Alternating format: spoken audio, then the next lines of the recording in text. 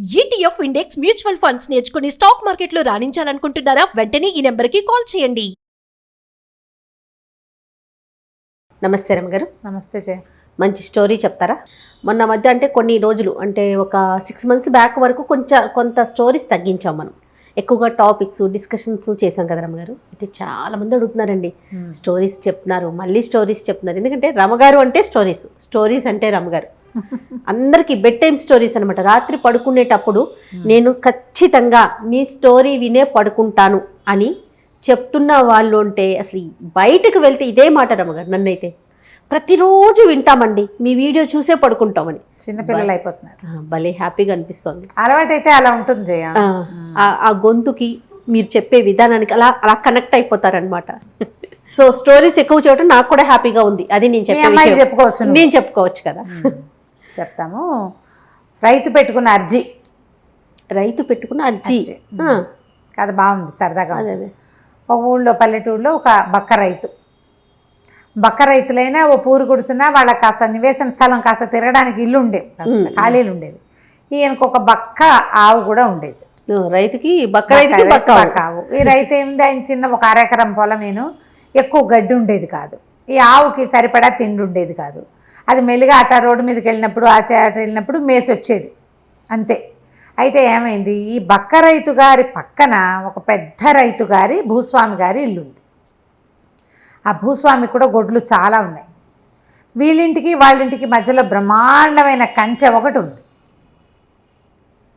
కనపడదు, అటు ఇటు కనిపించదు అనమాట. అయితే ఏమైంది, ఈ భూస్వామి గారి దొడ్లో ఉన్న గొడ్లు ఓ రోజు కొట్టుకుంటూ అప్పుడప్పుడు ఆవులు గేదెలు ఎడ్లు అవి పోరాడుకుంటాయి, గిత్తదూడలు కొమ్ములతోటి. ఈ పోరాడుకునే క్రమంలో వీళ్ళింటికి వాళ్ళింటికి మధ్యలో కంచె ఉంది కదా, ఆ కంచెకి ఓ బొరి పడింది, కొంచెం ప్రవేశించడానికి వీలుగా అయ్యిందనమాట. అయితే రోజు ఏదో ఆవుని బయటికి తీసుకెళ్ళేవాడు, తీసుకొచ్చేవాడు. ఒక పూట అతనికి ఆ రైతుకి ఆవుని బయటికి తీసుకెళ్ళటం కుదరలా. ఏదో 4 గడ్డి పరకలు వేస్తే అది నవిలింది, కానీ దానికి ఆకలిస్తుంది. అయితే ఏం చేసింది, అది అలా కూర్చుని ఉంటే దానికి ఈ బొరి కనపడుతోంది కదా, కంచెకి బొరి కనిపించి అవతల ఆకుపచ్చగా వాళ్ళ దొడ్లో ఉన్న గడ్డి కనపడుతోంది, పచ్చిగడ్డి. వాళ్ళకి సొంత చేలు ఉన్నాయి, గడ్డి కోసుకొచ్చి పడేస్తారు పాలేళ్ళు. వీళ్ళకేముంది, ఇది రోడ్డు మీద చెరువు గట్టు మీద మేయవలసిందే, వాళ్ళకి అంత లేదు పాపం. ఎండుగడ్డి ఉండేది, ఆ 4 పరకలు విదిలిస్తే దానికి సరిపోలేదు. అదేం చేసింది, మెల్లిగా లేచి అటు ఇటు నడుస్తుంటే సరే పోన్లే కొంచెం కాలైనా సాగుతుందని ఆ రైతు భార్యం చేసింది, దాన్ని కట్టుకోయే నుంచి దాన్ని విడిపించేసింది. ఎంతసేపని కూర్చుని ఉంటుంది, వాళ్ళు తోలుకెళ్ళే ఓపిక లేదు, అతను ఏదో పని మీద వెళ్ళాడు, ఈవిడకి ఓపిక లేదు. అది అటాటా తిరుగుతూ వీళ్ళ వాకిట్లో తిరుగుతూ చల్లగా ఆ కంచెకి బొరి పడింది కదా, ఆ బొరిలోంచి అలా దూరి వెళ్ళి గడ్డి మేయటం మొదలుపెట్టింది. ఆ వెళ్ళటం ఏమైంది, అది ఇంత సుమారుగా ఉంది, ఇది బలవంతంగా తోసుకుని వెళ్ళేసరికి అది కాస్త పలకమని ఆ కంచెకి పైన పెట్టినటువంటి ఫ్రేమ్ కూడా విరిగిపోయింది. ఈ వెళ్ళి పడింది అది. అక్కడ ఏమైంది, వాళ్ళు పూల మొక్కలు అవి ఇవి పెట్టుకున్నారు. ఆవుకి ఏం లక్ష్యం ఉంటుంది, ఆకుపచ్చగా ఉంటే చాలు. ఆ పచ్చిగడ్డి మేసి గొడ్లు కొంచెం బుసకొడుతున్నాయి, ఆ గొడ్ల వైపుకి వెళ్ళకుండా అది ఆ కనపడుతున్న మొక్కలు గిక్కలు ఆకుకూర తోటకూర అన్నీ తినిపారేసింది. తిరిగేసరికల్లా అక్కడి నుంచి వాళ్ళు ఏం చేశారు, పాలేళ్ళు ఎవరు ఏదో గొడ్డొచ్చిన దొడ్లో కానీ దాన్ని కొట్టేసరికి వాళ్ళు వీపు మీద తట్లు తేలిపోయినాయి. ఆవు బెదిరి పరిగెత్తుకుంటూ వీళ్ళ ఆ కంచెలోంచి దూరి వచ్చేసింది, కంచె అంతా విరిగిపోయింది. ఇతను పోయి అడిగాడు, మా గొడ్డునట్ట కొట్టారేంటండి, తోలితే సరిపోతుంది కదా, మూగొడ్డు బక్కది అన్నాడు. అనేసరికల్లా బోర్ని వీడి గొడ్డేమో మన దొడ్లో తినేసింది, వీడినేమో ఇట్ట వదిలిపెడతామా, కట్టేయండి రా వీడిని అని చెప్పేసి ఒక కట్టుకో ఎక్కేసి బక్క రైతుని కట్టేసి ఒట్టిగా కడితే ఏం లాభమని 4 దెబ్బలేసాడు. దెబ్బలేసి నువ్వు నీ గొడ్డే ఈ కంచెని పడగొట్టింది కాబట్టి కంచెకి డబ్బు కట్టు అనేసరికల్లా వాళ్ళు ఆవిడొచ్చి బతిలాడి బామాలి, బాబాబు మా వల్ల ఏమవుతుంది, మా వల్ల కాదు, డబ్బులు ఎట్లా కొట్లా ఇచ్చుకుంటాం, ఇంకా దెబ్బలు కొడితే మనిషి చచ్చిపోతాడు. గొడ్డు మూలపడింది, మనిషి మూలపడేలాగా ఉన్నాడు. పడ్డాయి 4 గట్టిగా దెబ్బలు, వీటి మీద వాతలు తేలినాయి. బతిమలాడి వదిలించుకుంటే అతను ఏమన్నాడు, కంచెకయ్యే డబ్బులు మాత్రం నువ్వు ఇవ్వాల్సిందే, గొడ్డం వేసుకుంటావా 1/2 ఎకరం పొలం అమ్మేసుకుంటావా, మా సంబంధం లేదు పొమ్మన్నారు. ఏడ్చుకుంటూ ఇంటికి వచ్చారు. ఇంటికి వస్తే ఏమనుకున్నారు ఇద్దరు, మనకి ఇన్ని కష్టాలు వచ్చాయేమిటి, మనకు అసలు పొలం లేదు, ఏమీ లేదు, ఒక బక్క గుడ్డు ఇలా అయిపోతే దానికి దెబ్బలు తగిలితే అది ఇచ్చే 2 చుక్కల పాలు లేకపోతే కనీసం మజ్జిగన్నం కూడా ఉండదు మనకి. అప్పుడు ఈ ఊరేలే రాజుగారు చాలా మంచి బట్ట, రాజుకు ఒక అర్జీ పెట్టుకుందాం, మాకు కాస్త పొలమైనా ఇప్పించండి, లేదా ఈ కంచెకి కట్టడానికి 2-4 రూపాయలైనా ఇప్పించండి అని చెప్పి అర్జీ పెట్టుకోవాలనుకున్నారు. రాజు దగ్గరికి వెళ్ళేటప్పుడు ఎట్టా వెళ్ళాలి? రాజుకి వెళ్ళాలి. రాసుకోవడానికి ఆయనకి చదువు రాదు, ఈవిడికి చదువు రాదు. వీళ్ళిద్దరూ ఆలోచించారు ఏం చేద్దాము అని. వాళ్ళ ఇంట్లో ఏవో చెక్కలు అవి ఇవి ఉన్నాయి. ఒక చెక్కది ఇంత పలకంటిది ఒకటి పట్టుకుంది, తీసుకొచ్చి ఆ అమ్మాయి ఏమందంటే బొగ్గుతో గీద్దాము దీని మీద రాజుకు అర్థమయ్యేలాగా. ఆ తర్వాత దాన్ని వీపు కట్టుకుని తీసుకెళ్ళి రాజుకు చూపిస్తే ఆయనకు అర్థమవుతుంది, అప్పుడు మనకి న్యాయం జరుగుతుందని చెప్పి అక్కడి నుంచి ఏం చేశారు, సరే ఓకే అని ఈ చెక్క పలక మీద ఏం రాశారు, ఒక చిన్న వృత్తం గీశారు. వీళ్ళు ఇల్లు పక్కన ఒక పెద్ద వృత్తం గీశారు. ఈ 2 వృత్తాలకి మధ్యలో ఒక బొరి ఉండాలి కదా, అక్కడ ఒక సున్నా చుట్టారు. ఇతన్ని కట్టేశారు, ఒక కట్టుకొయ్య, అక్కడ ఒక పుల్ల గీశారు. వీళ్ళకి ఆవు ఉంది, ఇక్కడ ఒక కట్టుకొయ్య గీశారు. ఇక్కడ ఉండాల్సిన ఆవు ఈ బొరియ సున్నాలోంచి వాళ్ళ దొడ్లోకి వెళ్ళింది.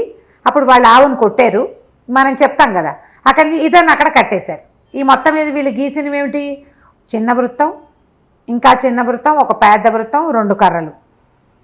ఎంతో క్లియర్గా ఉంది, చూడు ఎంత క్లియర్గా ఉంది. సరే బాగుంది అనుకున్నారు. ఇంత వివరంగా ఉంటే రాజుకి ఎందుకు అర్థం కాదు? అదే కదా, అర్థమైపోతుందని ఆ చెక్క బల్లని వీపు కట్టుకున్నాడు, బయలుదేరి వెళ్ళాడు. వెళ్ళే దారిలో ఏంటంటే ఒక వాగు అడ్డం వస్తుంది ఊళ్ళోకి, పెద్ద ఊళ్ళోకి వెళ్ళడానికి. చిన్న పల్లెటూరు కదా, పెద్ద ఊరు వెళ్ళాలి. ఆ పెద్ద ఊళ్ళోనే నగరంలోనే రాజుగారు ఉంటారు. ఇతను ఏం చేశాడు, వాగు గట్టు మీద కూర్చుని తను పొద్దున భార్య ప్యాక్ చేసి ఇచ్చిన ఆహారం ఓపెన్ చేశాడు. 4 రొట్టెలు, అంత ఆవకాయన్నం, ఇంత పెరుగన్నం ఉన్నాయి. ఈ లోపల ఒక అతను వచ్చాడు. అక్కడికి వస్తే సరే అతను అడిగాడు, ఏమిటి ఎలా ఎక్కడికి వెళ్తున్నావు, నువ్వెవరు ఏమిటి అంటే, అప్పుడు ఇతను ఈ చెక్కబల్ల ఏమిటి అని అడిగితే చెక్కబల్లని చూపించి, ఇదిగోండి ఇది మా ఇల్లండి, ఇది స్టోరీ అని చెప్పారు. ఇది మా ఇల్లండి, ఇగో ఈ కట్టుకో ఏమో మా ఆవు కట్టే ఇదండి, అక్కడ కట్టేసాం. అదేమో ఈ చిన్న కంతలో ఇంచి, ఇదేమో ఈ పెద్ద సున్నా ఏమో మా పక్క వాళ్ళ దొడ్డి, ఈ చిన్న సున్నా ఒక చిన్న సున్నా ఉంది కదా, ఇదేమో బొరి అండి, ఇందులోకి వెళ్ళిందండి. వెళ్తే సరే వాళ్ళు కొట్టారండి మా ఆవుని, ఆవు మళ్ళీ ఇందులోంచి పారిపోయి ఇచ్చేసిందండి. నేను వెళ్ళానండి, నన్ను ఇగో ఈ కట్టుకో కొట్టేశారండి, ఇంత అని వివరంగా బొమ్మగేసుకుని రాజుగారికి చూపించడానికి అర్జీ పెట్టుకోవడానికి వెళ్తున్నామండి అంటే నవ్వాడు. బాగుంది, అర్థమైందండి మీకు అన్నాడు. ఎందుకు అర్థం కాలే, ఇంత వివరంగా ఉంటే బాగా అర్థమైంది అన్నాడు. సరే ఈ రైతు ఏం చేశాడు, తన దగ్గర 4 రొట్టెలు ఉన్నాయి కదా, ఈ పక్కన కూర్చున్న ఆయనకు 2 రొట్టెలు పెట్టి అంత ఆవకాయన్నో అంత మజ్జిగానో ఆయన పెట్టాడు. సరే తిన్నారు. తిన్న తర్వాత రాజుగారి దగ్గరికి వెళ్ళమని చెప్పి అతను వెళ్ళిపోయాడు. అతను ఎవరంటే మన రాజుగారే. ఆయన మామూలు బట్టల్లో ఉన్నాడు, ఎక్కడికో వెళ్తూ ఇదంతా కథ అంతా విన్నాడు. గుర్రం ఎక్కి వెళ్ళిపోయాడు. వాగులోంచి మంచినీళ్ళు దాగి మన రైతు కూడా బయలుదేరి రాజుగారి దగ్గరికి వెళ్ళాడు. సరే కాస్త 4 గంటలు 3 గంటలు అయ్యేసరికి చేరిపోయాడు. భోజనం అయిపోయింది, 3:30-4 గంటలకు వెళ్ళిపోయాడు. రాజుగారు ఇంకా ఆ స్థానంలోనే ఉన్నాడు. ఆయన ఇక్కడి నుంచి వెళ్ళటం ఆ స్థానానికి వెళ్ళిపోయాడు, వాగు దాటేసి. సరే ఈ అబ్బాయి నడుచుకుంటూ పోయాడు కదా, రాజుగారు మొత్తం నిండు సభలో ఉంది. బయట ఒక గంట ఒకటి పెట్టారు. ఆ గంట కొట్టేసరికల్లా ఎవరు గంట కొట్టినా లోపలికి వెళ్ళి వాళ్ళ అర్జీలు ఇవ్వచ్చు.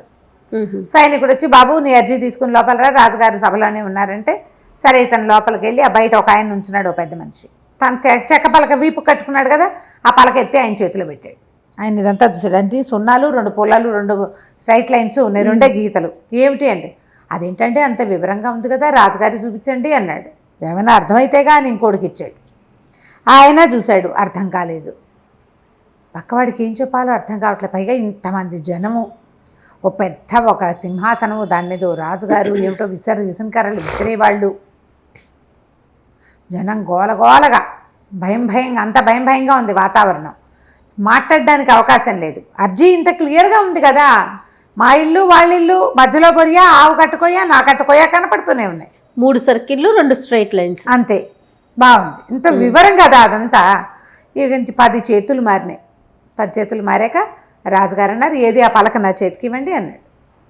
ఆ పలక చూసాక చాలా వివరంగా ఉంది, ఎంత బాగా రాశారు అని వెనక్కి తిప్పాడు. ఏమో ఇది మీ ఇల్లు కదా అంటే, అవునండి అన్నాడు. ఈ కట్టుకోయ్యా మీ ఆవును కట్టి కట్టుకోయ్యా, అవునా అన్నాడు. అవునన్నాడు. ఈ పక్క పెద్దది ఇది మీ పక్కింటి భూస్వామిది ఇల్లు, అవునా అంటే అవును. మధ్యలో బొరి పడింది కదా కంచెకి, అవునా అంటే అవును. మీ ఆవు ఈ బొరిలోంచి వాళ్ళ ఇంట్లోకి వెళ్ళింది, అవునా అవును, జనాలంతా ఆశ్చర్యపోతారు, అక్కడ ఏముంది ఈయన చూసినట్టు చెప్తున్నాడు అని. భూస్వామి ఆవును కొట్టి నువ్వు అడగడానికి వెళ్తే నిన్ను కట్టేశాడు ఈ కట్టుకోయకి, అవునా అన్నాడు. అవునండి అన్నాడు. ఇకనేమి ఇంత వివరంగా ఉంది, చాలా బాగా అర్థమైంది, సరే ఇంటికి వెళ్ళి నీ భార్యకి చెప్పు, రాజుగారికి మన అర్జీ అందింది, కావాల్సింది చేస్తానన్నారని చెప్పు, నాకు అర్థమైంది అన్నాడు. వీళ్ళంతా ఆశ్చర్యపోయారు, ఏమర్థమైంది ప్రభు, అందులో ఏముందంటే ఆయన చెయ్యి ఊపాడు, నాకు తెలిసింది అని. వాళ్ళందరూ వెళ్ళిపోయారు, ఎవరి దారిని వాళ్ళు పోయారు. గుర్తుపట్ల అతను చూసింది ఎవరిని, ఒక మామూలు సామాన్య బట్టల్లో ఉన్న ఒక చిన్న గుర్రాన్ని ఎక్కిన ఒక కుర్రాడేం కాదు, 30-40 ఏళ్ళు ఉన్నాయి అనుకో. ఇప్పుడు ఇక్కడ కూర్చుని ఆయన దగదగా బట్టలు, పెద్ద ఇది సింహాసనము, తర్వాత ఏమో కిరీటము, వస్త్రాలు, దూరంగా ఉన్నాడు. ముందారు మనిషి పక్కన కూర్చుని అన్నం తిన్నాడు. ఇప్పుడు చూసే మనిషి అక్కడెక్కడో ఎత్తు మీద ఉంటే ఏం గుర్తుపడతాం, మనము గుర్తుపట్టలేము. హంగు ఆర్భాటాలన్నీ ఉంటాయి కదా, ఆర్భాటం ఉండేసరికి గుర్తుపట్టాల. సరే మీకు కావాల్సింది చేయిస్తాను, వెళ్ళిపోమన్నాడు. ఈ బక్క రైతు ఎంత బాగా చెప్పాడో, బాగా అర్థం చేసుకున్నాడు. రాజుగారు తెలివైన వాడు, అందుకే ఇంత ప్రజల్ని పరిపాలిస్తున్నాడు అనుకుని సంతోషంగా వెళ్ళిపోయాడు. మిగిలిన వాళ్ళంతా అడిగారు, మీకు ఎలా కనపడింది, మీకు ఏం అర్థమైందంటే, నేను ఇతన్ని ఇంతకు ముందే కలిశాను, అమాయకుడు పాపం, ఆ ఊరు పంపించండి, భూస్వామికి శిక్ష వేయండి, అతను వీళ్ళ ఇతన్ని కొట్టినందుకు, ఆవును కొట్టినందుకు 5 ఆవులు బక్క రైతుకి భూస్వామి ఇవ్వాలి. రాజుగారి తరఫు నుంచి 5 ఎకరాల పొలం ఈ పేద రైతుకి ఇవ్వండి, అతను ఆ పొలాన్ని చూసుకుని ఇది చేస్తాడని చెప్పి, నాకు అన్నం పెట్టాడు ఒక పూట అని చెప్పాడు. అక్కడి నుంచి వీడి ఇంటికి వెళ్ళాడు రైతు. ఇంటికి వెళ్ళి భార్యకి సాయంకాలం రాత్రికి స్నానం చేసి అన్నం తింటూ, ఏమే రాజుగారు ఎంత తెలివైనవాడో, భలే తెలివి, ఇలా చూసి అలా కనిపెట్టేశాడు విచిత్రంగా, కానీ 12 మంది ఉన్నారు ఆఫీసర్లు, ఒక్కడికి ఏమీ రాదు, వాళ్ళందరినీ పెట్టుకున్నాడు ఏమిటో ఆయన. చక్రవర్తి అలాంటి వాళ్ళని పెట్టుకున్నాడు ఏమిటో, అయినా ఆయన భలే తెలివైన వాడు, ఇట్టే పసికెట్టేశాడని చెప్పుకున్నాడు. మర్నాడు పొద్దున రాజుగారి దగ్గర నుంచి ఓ తాకీదు వచ్చి 5 ఆవులు వాళ్ళ దొడ్లో నుంచి వీళ్ళ దొడ్లోకి వచ్చినాయి, కంచె గట్టిగా కట్టేశారు, ఇతనికి 5 ఎకరాల పొలాన్ని స్వాధీనం చేశారు. కథ కంచికి మనం ఇంటికి. బాబా భలే ఉందండి, క్యూట్ స్టోరీ, సూపర్ అసలు. నమస్తే రమ్మగారు. నమస్తే.